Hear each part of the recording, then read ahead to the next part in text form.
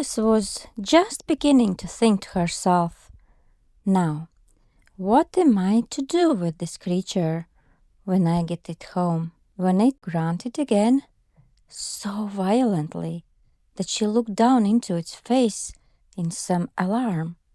This time there could be no mistake about it. It was neither more nor less than a pig, and she felt that it would be quite absurd for her to carry it farther. So she set the little creature down and felt quite relieved to see it trot away quietly into the wood. If it had grown up, she said to herself, it would have made a dreadfully ugly child, but it makes rather a handsome pig, I think. And she began thinking over other children she knew who might do very well as pigs, and was just saying to herself, if one only knew the right way to change them, when she was a little startled by seeing the Cheshire Cat sitting on a bough of a tree a few yards off. The cat only grinned when it saw Alice. It looked good-natured, she thought. Still, it had very long claws and a great many teeth, so she felt that it ought to be treated with respect. Cheshire Puss, she began, rather timidly, as she did not at all know whether it would like the name. However, it only grinned a little wider. Come, it's pleased so far, thought Alice, and she went on. Would you tell me, please, which way I ought to go from here?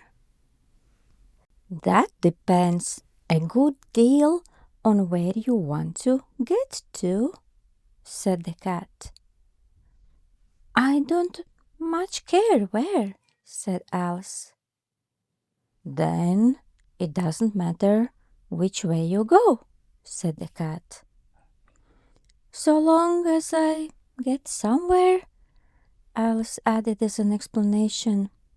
Oh, you're sure to do that, said the cat, if you only walk long enough. Alice felt that this could not be denied, so she tried another question. What sort of people live about here?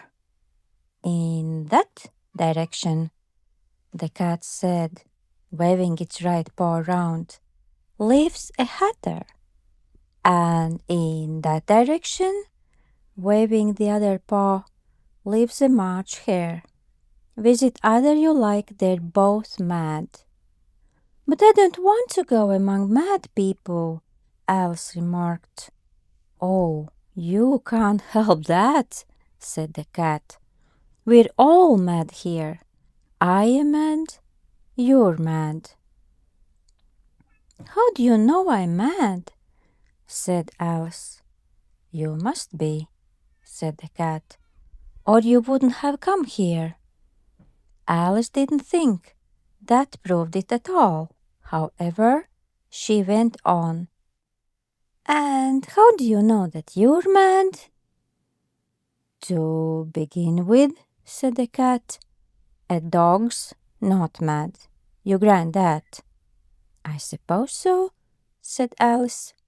Well, then, the cat went on, you see, a dog growls when it's angry and wags its tail when it's pleased. Now, I growl when I'm pleased and wag my tail when I'm angry. Therefore, I'm mad.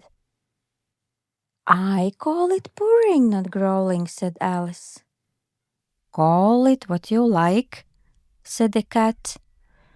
Do you play croquet with the Queen today? I should like it very much, said Alice, but I haven't been invited yet.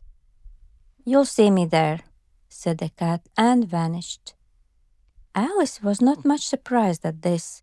She was getting so used to queer things happening, while she was looking at the place where it had been, it suddenly appeared again. "By the by, what became of the baby?" said the cat. "I'd nearly forgotten to ask." "It turned into a pig," Alice quietly said, just as if it had come back in a natural way. "I thought it would," said the cat, and vanished again.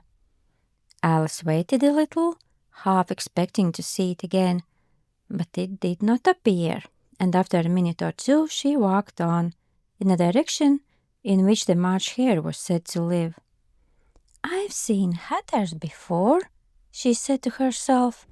"The March Hare will be much the most interesting, and perhaps, as this is May, it won't be raving mad, at least not so mad as it was in March."